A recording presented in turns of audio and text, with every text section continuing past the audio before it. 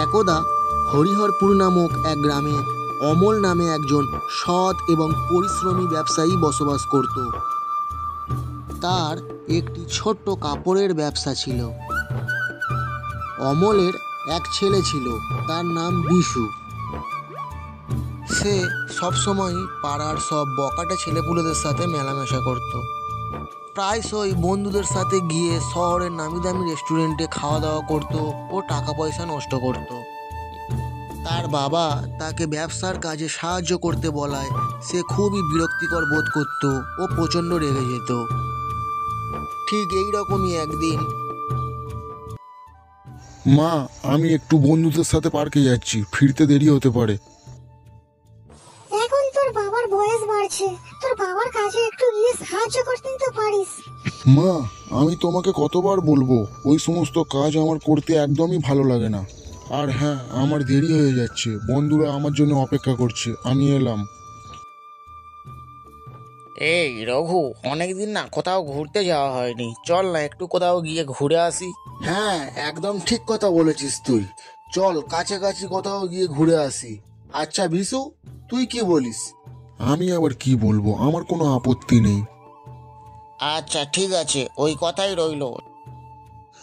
এরপর অমল দোকান থেকে বাড়িতে ফিরতেই বিশু বলে, বাবা, আমার কিছু টাকা লাগবে, বন্ধুদের সাথে ঘুরতে যাব। ছেলের মুখে এমন কথা শুনে অমল খুবই হতাশ হয়ে পড়ে। তৎক্ষণাৎই সে গ্রামের প্রধান সাহেবের কাছে ছুটে যায় এবং তার সমস্যার কথা জানায়। সবই তো শুনলাম। আচ্ছা ঠিক আছে, আমি যেমনটা বলছি আপনি ঠিক তেমনটাই করবেন। আশা করছি বিশু তার ভুল নিশ্চয়ই বুঝতে পারবে। প্রধান সাহেবের কথা শোনার পর অমল সেখান থেকে নিশ্চিন্ত হয়ে বাড়িতে ফিরে আসে। এর ঠিক কিছুক্ষণ পর বিশু তার বাবাকে বলে, বাবা, আমি যে টাকাটার কথা তোমাকে বলেছিলাম ওটা কবে দেবে? দেখ বাবা বিশু, কিছুদিন হলো সবে দোকানে নতুন জামা কাপড় ঢুকেছে, তাই হাতে বিশেষ কিছু টাকা পয়সাও তেমন নেই। সে কি, আমি তো তোমাকে অনেক আগেই বলেছিলাম যে আমার বেশ কিছু টাকা লাগবে। এখন ওসব বললে আমি কি করব? আমি জানি না, আমার টাকা লাগবে। তাছাড়া আজ বিকেলে আমি ব্যবসার বেশ কয়েকটি কাজের বিষয়ে 3 দিনের জন্য শহরে যাব, তাই আমি চাই এই কয়েকদিন তুই আমার ওই দোকানটা চালা, আর ওখান থেকে যে টাকাটা পাবি সেটা নিয়ে তুই বন্ধুদের সাথে ঘুরতে যাস, কেমন? অবশেষে বিশু আর কোনো উপায় না পেয়ে তার বাবার কথায় রাজি হয়ে যায় এবং পরের দিন সকালে সে দোকানে যাওয়ার উদ্দেশ্যে রওনা দেয়। দোকানে কাস্টমার আসতে থাকে। বিশু একের পর এক কাস্টমারকে যত্ন সহকারে জামা কাপড় দেখাতে থাকে। দাদা, এর থেকে আর ভালো কোনো ড্রেস নেই? আগে না ম্যাডাম, আমাদের স্টকে যা যা ড্রেস ছিল আপনাকে সবগুলোই দেখিয়েছি।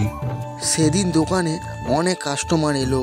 বিশু তাদেরকে যত্ন সহকারে তার দোকানের জামা কাপড় দেখালো, কিন্তু কেউ কিছু না কিনেই তারা দোকান থেকে চলে গেল। বিশু কোনো কথা না বলে ভদ্রতার খাতিরে সে চুপচাপ দাঁড়িয়ে রইল।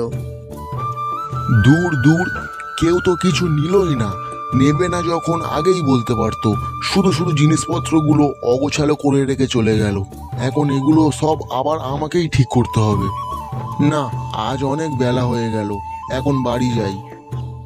এরপর বিশু বাড়িতে যাওয়ার সময় রাস্তায় নিজের মনে নানা রকম কথা বিড়বিড় করতে থাকে, কারণ তার দোকানে আজকে একটা টাকারও বেচাকেনা হয়নি।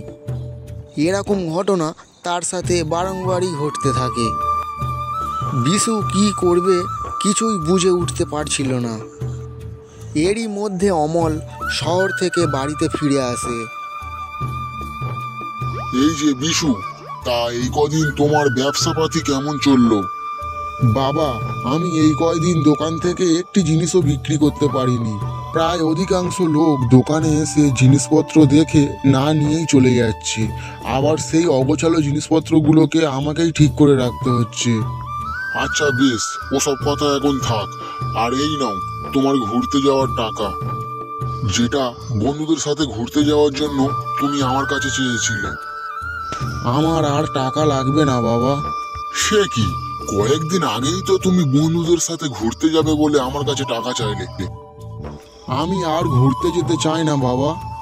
আমি এই কয়দিন তোমার দোকানে গিয়ে বুঝতে পেরেছি যে তুমি কত কষ্ট করে পরিশ্রম করে টাকা রোজগার করো, আর আমি কিনা সেই টাকা বন্ধুদের সাথে বসে নষ্ট করে দিই। আমি আমার ভুল বুঝতে পেরেছি বাবা। এখন থেকে তুমি আর আমি দুজনে মিলে একসাথে দোকানে গিয়ে পরিশ্রম করব। এইভাবে বিশু তার নিজের ভুল বুঝতে পারে। এরপর থেকে বিশু রোজ তার বাবার সাথে দোকানে যেত ও ব্যবসার কাজে বাবাকে সাহায্য করত।